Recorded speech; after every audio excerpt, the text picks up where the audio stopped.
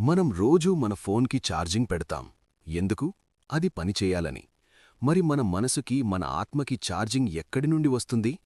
బయట ప్రపంచంలో వందల సమస్యలు, వేల ఒత్తిళ్లు, వీటన్నింటినీ తట్టుకుని నిలబడే శక్తి మీకు కలగాలంటే మీ రోజులో ఆ 10 నిమిషాలు చాలా కీలకం.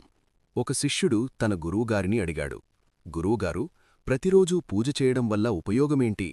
మనం రోజూ దేవుడిని ప్రార్థించినా కష్టాలు వస్తూనే ఉంటాయి కదా అని. గురువుగారు నవ్వి పక్కనే ఉన్న ఒక పాత అద్దాన్ని చూపించి, నాయనా, ఆ అద్దంలో నీ ముఖం కనిపిస్తుందా అని అడిగారు.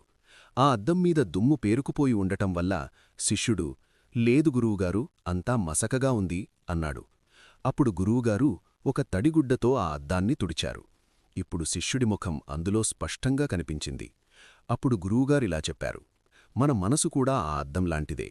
ఈ ప్రపంచంలో మనం తిరుగుతున్నప్పుడు అసూయ, కోపం, భయం, ఒత్తిడి అనే దుమ్ము మన మనసుపై పేరుకుపోతుంది. దానివల్ల మనలో ఉన్న దైవత్వం అంటే శాంతి మనకు కనిపించదు. ప్రతిరోజూ పూజ చేయడమంటే ఆ అద్దాన్ని తుడుచుకోవడమే.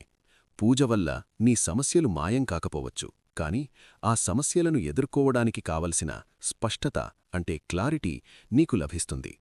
రేపటి నుండి 5 నిమిషాల పూజ మీ జీవితంలో పెద్ద మార్పు అని ఒప్పుకుంటే లైక్ చేయండి.